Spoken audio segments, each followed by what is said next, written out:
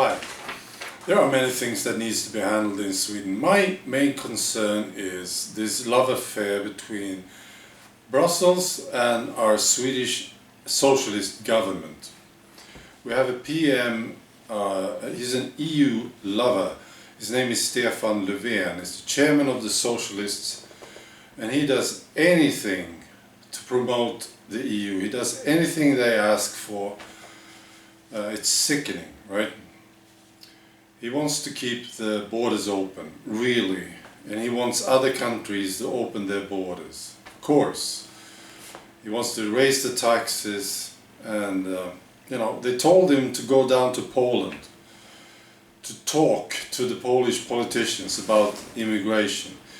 Earlier, he scolded the Hungarian politicians for their views on immigration. Yeah, so this love affair has to end. He's a good friend of Angela Merkel, by the way. So that's my main concern. And then there are other things that needs to be handled, but this is the one. The funny thing is, the sickening thing is, that the other parties are really in majority to remove him, you see? But they are too chicken to do it. He's using scare tactics, and he's hanging on to power as much as he can. So how are we doing on this? This is the latest poll result from Centu, which according to me is the best poll institute. They have the socialists at 22.4%, which historically is the worst result I ever saw. Okay.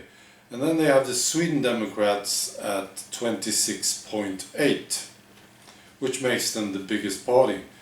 The last poll result for the Sweden Democrats was 25. Alright? The Sweden Democrats is the anti-EU, anti-mass immigration party, the racist party, you understand?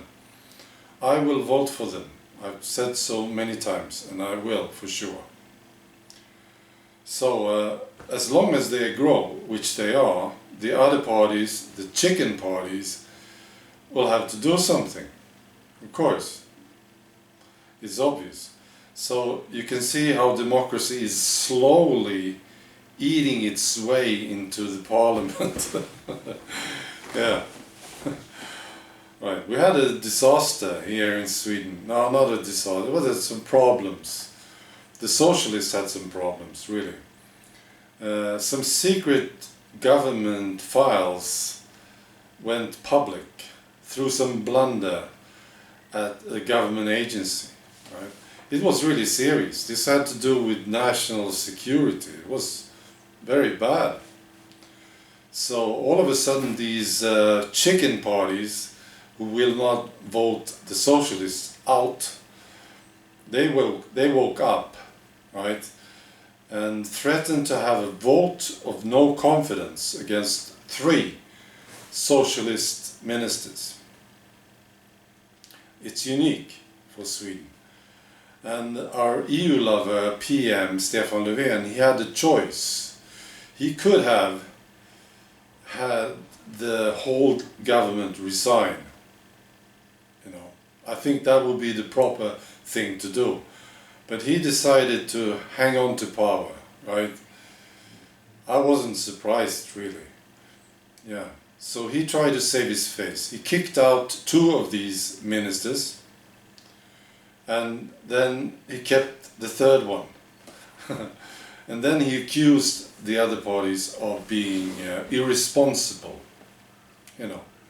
Typical tactic. He blamed them.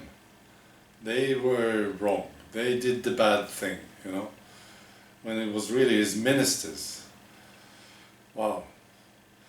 So it doesn't look very hopeful, but I guess that sooner or later democracy will win in Sweden, and the MPs will have to listen to the people.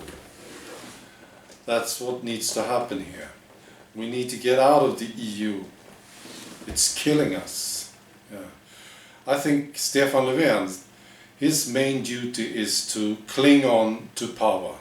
You know, he's the puppet. EU loves him. The elite loves him. The bankers love him. So he has to stay. And that's, I think, his main duty, so that he could just continue to promote EU ideas and raise taxes and destroy this nation. That's what I think, that's what I see. Right. Okay, I'll be back in a week for real, and I will do my videos again.